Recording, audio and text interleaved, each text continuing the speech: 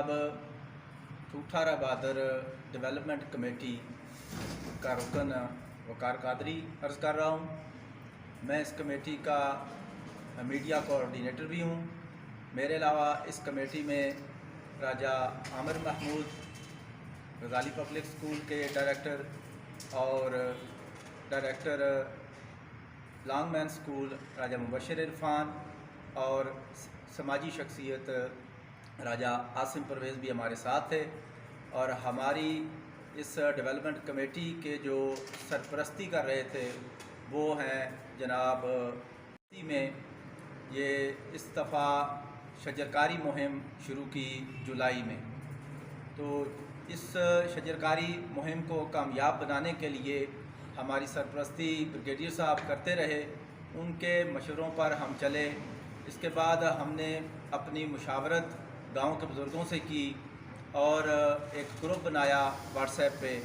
उसमें हमने किसी को ज़्यादा कोई अपील भी नहीं की, लेकिन हमने अपने दोस्तों को बैरून मुल्क से और गांव से शामिल किया।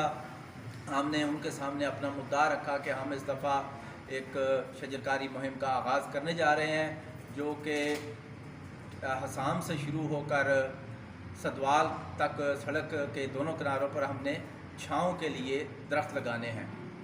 तो इस मुहिम की कामयाबी का इन्हिसार जो है ब्रिगेडियर राजा वकार इकबाल साहब के सर है।